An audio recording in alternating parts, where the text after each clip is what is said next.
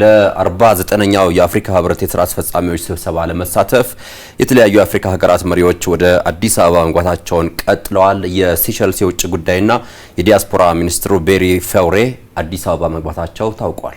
የሴንትራል አፍሪካ ሪፐብሊክ የውጭ ጉዳይ ሚኒስተር እንዲሁም ደግሞ የሶማሊያ የውጭ ጉዳይና ዓለም አቀፍ ትብብር ሚኒስቴር እንዲሁ ዓለም አቀፍ አውሮፕላን ማረፊያ ነው የሚገኙት። ይህንን በተመለከተ ደግሞ ሰፋ ያለ መረጃ ሊያደርሰን ባልደረባችን ሚልኪያስ አዱኛ በቀጥታ መስመራችን ላይ ይገኛል።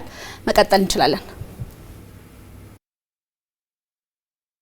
አመሰግናለሁኝ ቤቲና ሶዶ እንደምን አምሽታችኋል። እንግዲህ በአዲስ አበባ የሚካሄደውን 49ኛ የአፍሪካ ህብረት የመሪዎች ስብሰባ ላይ ለመካፈል እንግዲህ የተለያዩ የአፍሪካ ሀገራት መሪዎች ወደ አዲስ አበባ መግባት ጀምሯል። እንግዲህ እንደሚታወቀው ይህ የመሪዎች ስብሰባ ከሐምሌ 21 ጀምሮ ለሁለት ቀናት በአዲስ አበባ እንደሚካሄድ ይታወቃልና ይህንን መሰረት በማድረግ እንግዲህ የተለያዩ የአፍሪካ ሀገራት አመራሮች ወደ አዲስ አበባ እየገቡ ነው የሚገኙት። እንግዲህ በአሁኑ ሰዓት የሲሼልስ የውጭ ጉዳይ ሚኒስትር ቤሪ ፋውሬን ጨምሮ የተለያዩ የአፍሪካ ሀገራት እንግዲህ አሁንም ወደ አዲስ አበባ እየመጡ ነው የሚገኙት። ይህንንም ተከትሎ እንግዲህ በውጭ ጉዳይ ሚኒስትር የፕሮቶኮል ሹም መላኩ ዳዲ በዓለም አቀፍ የቦሌ ዓለም አቀፍ አየር ማረፊያ በመገኘት እንግዲህ አቀባበል እያደረጉላቸው ነው የሚገኘው። እንደሚታወቀው እንግዲህ ከዚህ ቀደም በዚህ ጉባኤ ላይ ለመሳተፍ እንግዲህ ከዛሬ ጀምሮ ማለት ነው የተለያዩ የአፍሪካ ሀገራት መሪዎች እየገቡ እንደሆነ ይታወቃል። አብነት ያክል እንኳን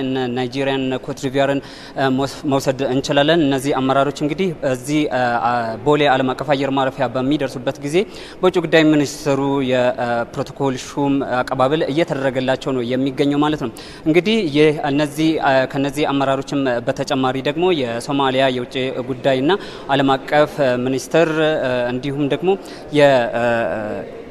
የሴንትራል አፍሪካ ሪፐብሊክ እንዲሁ የውጭ ጉዳይ ሚኒስትሮቹ ማለት ነው እዚህ ቦሌ ዓለም አቀፍ አየር ማረፊያ በሚደርሱበት ጊዜ እንዲሁ አቀባበል እየተደረገላቸው ነው የሚገኙት ማለት ነው። እንግዲህ በዚህ ጉባኤ ላይ ለመካፈል እንግዲህ ከተለያዩ የአፍሪካ ሀገራት በተለይም የውጭ ጉዳይ ሚኒስትሮች ከፕሮቶኮሎቻቸው ጋር እዚህ ወደ አዲስ አበባ ይመጣሉ ተብሎ ነው የሚጠበቀው። አሁንም እስከ ጉባኤው እስኪጀመርበት ጊዜ ድረስ ማለት ነው እስከ ነገ ድረስ ምሽቱን በሙሉ ወደ አዲስ አበባ የሚያደርጉት ጉዞ እንደሚቀጥል ነው እንግዲህ በዚህ አካባቢ ላይ ያገኘነው መረጃ የሚያመለክተው።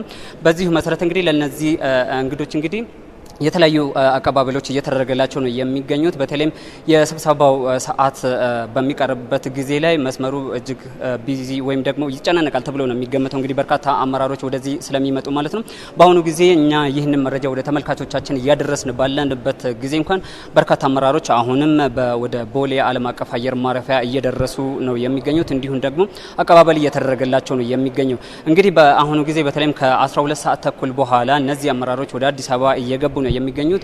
ይህም ተጠናክሮ እንደሚቀጥል ነው እንግዲህ እዚህ አካባቢ ላይ ያገኘነው መረጃ የሚያመለክተው። እኛ እስካሁን እዚህ አካባቢ ላይ ከተገኘንበት ጊዜ ጀምሮ ያገኘናቸው መረጃዎች ደግሞ ይሄንን ይመስሉ ነበረ። ሶዶና ቤቲ